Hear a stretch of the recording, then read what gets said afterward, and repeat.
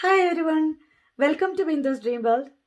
ഇന്നത്തെ നമ്മുടെ വീഡിയോ എന്ന് പറയുന്നത് ഹെൽത്ത് കെയർ അസിസ്റ്റന്റിന്റെ ജോബ്സ് ഷോർട്ടേജ് ഒക്കുപേഷൻ ലിസ്റ്റിൽ നിന്ന് മാറ്റുമോ, അത് നിർത്തലാക്കുമോ എന്നോർത്ത് എല്ലാവർക്കും ഒത്തിരി വറീസ് ഉണ്ടല്ലേ. അപ്പം അതിനെ പറ്റിയുള്ള ഒരു വീഡിയോ ആണ് ഇന്ന് ഞാൻ ചെയ്യുന്നത്. ഡിസംബർ 2021 UK ഗവൺമെന്റ് അനൗൺസ് ചെയ്തു health care assistant job shortage occupation ലിസ്റ്റിൽ ഉൾപ്പെടുത്തുവാണെന്നുള്ളൊരു കാര്യം. എന്നാൽ ഒഫീഷ്യലി അത് ലോഞ്ച് ചെയ്തത് ഫെബ്രുവരി 2022 അത് ഒത്തിരി റിക്രൂട്ടേഴ്സിനെയും എംപ്ലോയേഴ്സിനെയും ഓവർസീസിന് സ്റ്റാഫിനെ കൊണ്ടുവന്ന് ഇവിടെ വർക്ക് ചെയ്യാൻ സാധിച്ചു. ഇത് UK എംപ്ലോയേഴ്സിന് ഒത്തിരി ഹെൽപ്ഫുൾ ആയി എന്നുള്ള ഒരു കാര്യമാണ്. കാരണം ഇവിടെ ഇനഫ് സ്റ്റാഫ് ഇല്ല എന്നുണ്ടെങ്കിൽ ഓവർസീസിൽ നിന്ന് സ്റ്റാഫിനെ കൊണ്ടുവന്ന് ഇവിടെ വർക്ക് ചെയ്യാൻ സാധിപ്പിക്കുന്നത് തന്നെ എംപ്ലോയേഴ്സിന് ഒത്തിരി ഹെൽപ്ഫുൾ ആയി. ഇത് ഇംപ്ലിമെന്റ് ആയത് ഫെബ്രുവരി 2022 ബട്ട് അതിൻ്റെ അകത്ത് പ്രത്യേകം മെൻഷൻ ചെയ്തിട്ടുണ്ടായിരുന്നു it will last for 12 months period എന്നാണ് പറഞ്ഞിരുന്നത്. അപ്പൊ ഇനി 12 months പീരീഡ് എന്ന് പറയുമ്പോഴത്തേക്കും അത് ഫെബ്രുവരി 2023 ആകുമ്പോഴത്തേക്കും ആ 12 months കംപ്ലീറ്റ് ആകുകയാണ് ചെയ്യുന്നത്. എന്നാൽ ഇതുവരെ UK ഗവൺമെന്റിന്റെ ഭാഗത്ത് നിന്ന് ഒരു അനൗൺസ്മെന്റും ഉണ്ടായിട്ടില്ല ഇത് നിർത്തലാക്കാൻ പോകുവാണെന്നുള്ള കാര്യം. അതിനെക്കുറിച്ച് ഒത്തിരി പേര് ഡൗട്ട് പറയുന്നുണ്ട്. UK ഗവൺമെന്റ് ഇത് 12 monthsലേക്കാണല്ലോ പറഞ്ഞിരിക്കുന്നത്, അത് ഫെബ്രുവരി ആകുമ്പോൾ നിർത്തുമോ ഇല്ലയോ എന്നുള്ളൊരു കാര്യം.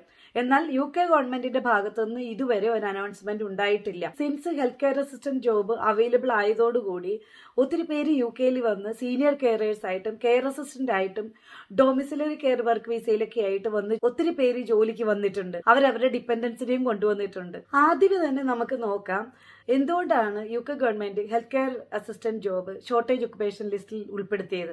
Normally health care assistant jobs എന്ന് പറയുന്നത് ലോ സ്കിൽ ജോബ്സ് ആണ്. അതുകൊണ്ട് UK സ്കിൽഡ് വർക്കർ വിസയ്ക്ക് അത് ക്വാളിഫൈ ആവാറില്ല.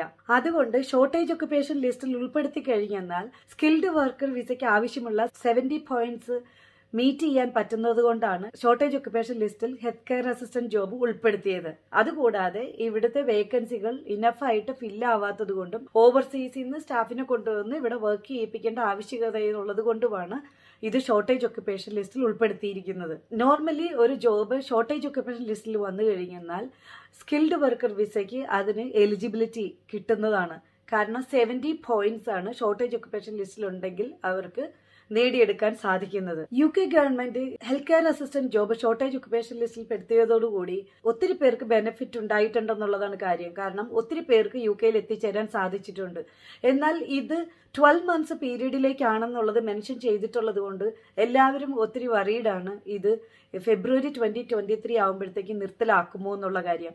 എന്നാൽ ഇത് എക്സ്റ്റെൻഡ് ചെയ്യുമോ എന്നുള്ള കാര്യവും അറിയത്തില്ല. പക്ഷേ എന്നാൽ നമ്മളിപ്പോൾ ജോബ് സൈറ്റുകളിലൊക്കെ സെർച്ച് ചെയ്യുമ്പോഴത്തേക്കും ഇത് 2022 ഫെബ്രുവരിയിൽ ലോഞ്ച് ചെയ്തതിന് ശേഷം ഒത്തിരി വേക്കൻസീസ് വിത്ത് സ്പോൺസർഷിപ്പോട് കൂടി അവൈലബിൾ ആയിരുന്നു. കുറേ ജോബ് സൈറ്റുകളിൽ ഓവർസീസിൽ നിന്ന് സ്പോൺസർഷിപ്പോട് കൂടി സ്റ്റാഫിനെ റിക്രൂട്ട് ചെയ്യുന്നു എന്നും പറഞ്ഞ് ഒത്തിരി വേക്കൻസികൾ നമ്മൾക്ക് കാണാമായിരുന്നു. ഈവൻ സം വേക്കൻസീസ് എക്സ്പീരിയൻസ് ഇല്ലാത്തവരെയും എടുക്കുന്നു എന്നുള്ളത് മെൻഷൻ ചെയ്തിട്ടുണ്ടായിരുന്നു.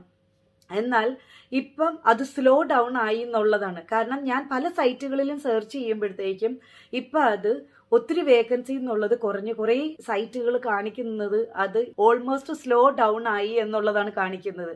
അപ്പം നമുക്ക് അറിയാൻ പറ്റുന്നുണ്ട് ഇപ്പോഴത്തെ ജോബ് വേക്കൻസീസ് ഒക്കെ ഫില്ലായിക്കൊണ്ടിരിക്കുകയാണ്, അവർക്ക് ഇനഫ് സ്റ്റാഫിനെ കിട്ടി തുടങ്ങി എന്നുള്ളതിൻ്റെ തെളിവാണ് അങ്ങനെ കാണിക്കുന്നത്.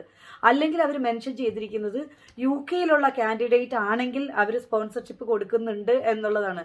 ഫോർ എക്സാമ്പിൾ സ്റ്റുഡൻറ് വിസയിൽ വന്നിരിക്കുന്ന ഒരു കാൻഡിഡേറ്റ് ആണെങ്കിൽ ഇവിടെ ഇന്റർവ്യൂ അറ്റൻഡ് ചെയ്ത് കെയറിംഗ് എക്സ്പീരിയൻസ് ഉണ്ടെങ്കിൽ അവർക്ക് സ്പോൺസർഷിപ്പിലേക്ക് സ്വിച്ച് ചെയ്യാൻ സാധിക്കുന്നതാണ്. എന്നാൽ അവർ ഓവർസീസിൽ നിന്ന് റിക്രൂട്ട് ചെയ്യുന്നത് സ്ലോ ഡൗൺ ആയി എന്ന് നമുക്ക് കാണാൻ സാധിക്കുന്നുണ്ട്. മറ്റൊരു കാര്യം പറയാനുള്ളത്, ഈ വിസ ഷോർട്ടേജ് ഒക്കുപേഷൻ ലിസ്റ്റിലാക്കിയിരിക്കുന്നത് പഴയ ഗവൺമെന്റ് ആയിരുന്നു. എന്നാൽ പുതിയ ഗവൺമെന്റ് പ്രാബല്യത്തിൽ വന്നതോടുകൂടി ഇനി എന്താണ് അവര് ഇംപ്ലിമെന്റ് ചെയ്യാൻ പോകുന്നതെന്ന് നമ്മൾക്ക് അറിയത്തില്ല.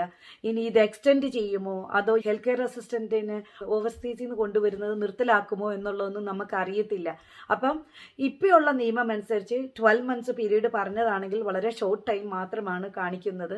ഇനി അവർ എക്സ്റ്റെൻഡ് ചെയ്യുവാണെങ്കിൽ നമ്മൾക്ക് കുഴപ്പമില്ല. അല്ലാന്നുണ്ടെങ്കിൽ ഈ ഷോർട്ട് ടൈമിൽ എത്തിച്ചേരാൻ പറ്റുന്നവർക്ക് എത്തിച്ചേരാൻ സാധിക്കുന്നതാണ്. എന്നാലും നിങ്ങളുടെ പ്രതീക്ഷ കൈവിടാതെ നിങ്ങൾക്ക് വരാൻ ആഗ്രഹമുള്ളവർക്ക് എത്രയും പെട്ടെന്ന് അപ്ലൈ ചെയ്ത് എത്തിച്ചേരാൻ സാധിക്കുന്നതാണ്.